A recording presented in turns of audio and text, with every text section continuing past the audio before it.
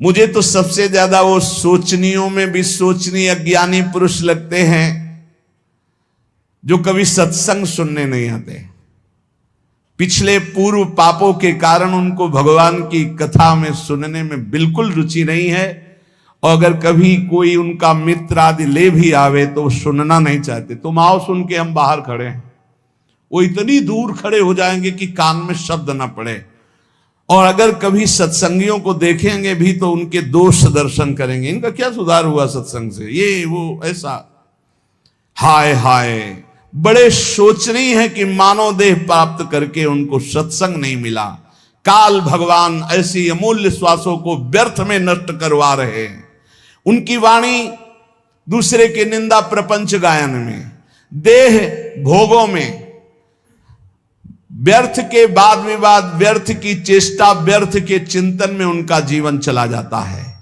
इसलिए इस लोक में तुम केवल धर्म का आचरण करते हुए ही अर्थ का सेवन करो, भोगों को भगवद अर्पित करके परम पुरुषार्थ भगवान की प्राप्ति का उपाय करो, वही मनुष्य जीवन श्रेष्ठ है। यस्य संसारिणी प्रज्ञा धर्मार्थ वनुवर्तते, धर्म पूर्वक अर्थ कमाओ, पाप का पैसा नहीं। खूब भगवान नाम जब, भगवत कीर्तन, ये परम पुरुषार्थ है, इसी से भगवत प्राप्ति हो जाएगी, और ज्यादा प्रपंच करने की जरूरत नहीं।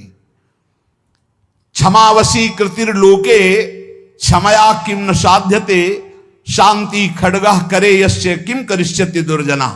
जब तुम धर्म मार्ग में चलोगे तो दुर्जन लोग तुम्हें परेशान करेंगे।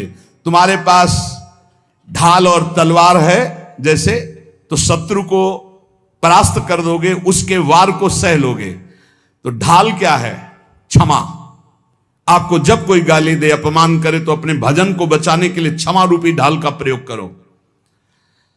और दुर्जन जब प्रहार करते हैं, निंदा करते हैं, अंदर से बाहर से, अंदर से काम क्रोध आदि, तो शांति रूपी तलवार से काट दो। शांत रहो, चुप रहो, क्षमा कर दो। क्षमा रूपी ढाल, शांत रूपी तलवार, इससे आप क्रॉस करते हुए चले जाओगे भगवत मार्ग में आगे। स्वर्ग के देवता, बड़े बड़े देवता जिसको नमस्कार करते हैं, वो कौन सा पुरुष होता है? बोले वो दो प्रकार के होते हैं। एक होते हैं जो बलपूर्वक दंड देने में क्षमता रखते हैं, पर उनका अपमान निंदा करो वो सह लेंगे, और निर्धन होने पर भी, अवसर आने पर सब कुछ लुटाने के लिए तैयार हैं। इन दो पुरुषों को बड़े बड़े देवता भी नमस्कार करते हैं। गरीब होने पर भी दान देने का उत्साह, और बलवान होने पर भी सहनशीलता। दूसरे के द्वारा किया हुआ निंदा अपमान आदि मौन होकर सह लेते हैं, यद्यप सामर्थ्य उनमें दंड देने की है। गरीब होते हुए भी दूसरों को खिलाने पिलाने, दान देने का उत्साह, इन दो को बड़े बड़े देवता भी नमस्कार करते हैं। द्वांभसी निवेष्टव्यो गले बद्ध्वा दृढ़ाम शिलाम, धनवंत मादातारम दरिद्रम चा तपस्विनम।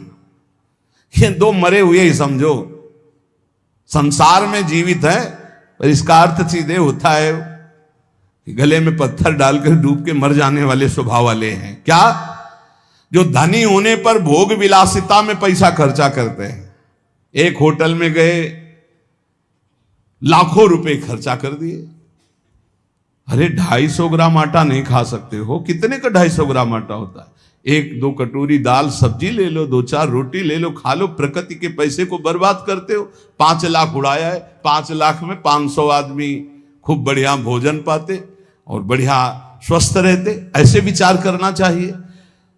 दुर्गति किनकी होती? जिनको इस जन्म में धन मिला और वो दूसरों की सेवा में, भागवतिक सेवा में न लगाकर भोगों में लगाते हैं।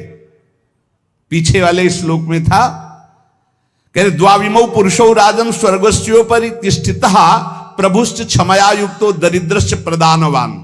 जो गरीब होकर दूसरों को दान देने का उत्साह रखता है वो, और जो बलवान होने पर दूसरों को क्षमा कर देता है वो, इन दो को देवता भी नमस्कार करते हो। देवलोक के भी ऊपर गति पाने वाला है। और इन दो को, जो धनी होने पर, धन होने पर भी साधु सेवा, गौ सेवा, भक्त सेवा या समाज सेवा में ना देकर वो उड़ाता है नाना प्रकार के काम भोग, विषय भोग, मनोरंजन में। ऐसा नहीं कि प्रकृति का धन तुम्हें मिला तुम उसके स्वामी हो, जो चाहो कर लो। तुम सिर्फ मुनीम हो, स्वामी तो भगवान है। हिसाब से चलो, नहीं सब छीन लिया जाएगा। जो धनी होने पर मदांध होकर गलत जगह धन खर्चा करता है, मैं इसका स्वामी हूं, और सही ढंग से उसका खर्चा नहीं, सो धन धन्य प्रथम गति जाकी। अरे कितने ऐसे बीमार लोग हैं जिनके पास अर्थव्यवस्था नहीं, कितने भूखे लोग ऐसे हैं जिनके पास भोजन व्यवस्था, हम कह रहे हैं बहुत वास रहित लोग हैं जिनकी वास व्यवस्था नहीं। तुम्हारे पास धन बड़ा है, अरे कितने कितने करोड़ ऐसे मनोरंजन में, पूरे भारत में एक एक कुटिया बना दो, एक एक गांव में तो एक एक परिवार तो रह जाएगा। धन का सदुपयोग है दूसरों के सुख में लगाना, अपने मनोरंजन में लगाना नहीं। अपनी आन बान शान किसमें है? भगवान प्रसन्न हो जाए, इसमें नहीं है कि संसार जान जाए कि हमने इसके लिए इतना पैसा खर्चा किया। दुर्गति होती है। धन अगर वो धर्म विरुद्ध आचरणों में जा रहा तो तुम स्वामी के द्वारा दिए हुए धन का अपमान करो। तुम स्वामी नहीं हो, लक्ष्मीपति नारायण है, तुम थोड़ी हो। तुम तो मुनीम हो, तुम्हें केवल पुण्य बल से उतना अधिकार मिला है, छीन लिया जाएगा, देख लेना। इसी जन्म में दोनों क्रियाएं देखी गई। मदोन्मत्त हो जाने से श्री वैभव अंतर ध्यान हो जाता, खत्म खेल, पूरा जीवन जेल में काटो। और जो दरिद्र होने पर कष्ट सहकर भगवान नाम जप करके अपना काम नहीं बना लेता है, भोगों के लिए ललचाता हुआ दूसरों की चाटुकारिता करता है, दोनों मरे हुए पुरुष हैं ये, मरे हुए। जिन्हारी भगत हृदय नहीं आनी, जीवित सौ समानते प्राणी। हरणम च परश्वानाम परदाराभिमर्शनम सुहृदश्च परित्यागस्त्रयो दोषा छयावहा। महान धर्मावतार भगवान की परम प्रेमी विदुर जी, ये जो दूसरे को फुसला कर या जबरदस्ती या किसी भी प्रभाव से दूसरे की संपत्ति का अपहरण करते हैं, या मित्र की पत्नी या व्यवहार बनाकर या प्रलोभन करके दूसरे की स्त्री के साथ सहवास करते हैं, और जो अपने मित्र के साथ दगाबाजी, धोखाबाजी, सुहृदों का परित्याग करते हैं, इनको निश्चित दुर्गति प्राप्त होती है। ध्यान से सुन लो, यही निर्णय करने वाले हैं। धर्मराज का सीधा अवतार विदुर जी हैं और धर्म का अंशावतार युधिष्ठिर जी हैं। सीधा धर्मराज ही आए हैं विदुर जी के रूप में। वही कह रहे, हरणम च परश्वानाम परदाराभिमर्शनम, में बहुत बड़ा पाप है अपनी भागवतिक पद्धति से स्वीकार की हुई अर्धांगिनी के सिवा किसी माता बहन की, वो तुम्हारी दुर्गति कर देगा, या अपने पति के सिवा किसी और, वो तुम्हारी दुर्गति कर देगा।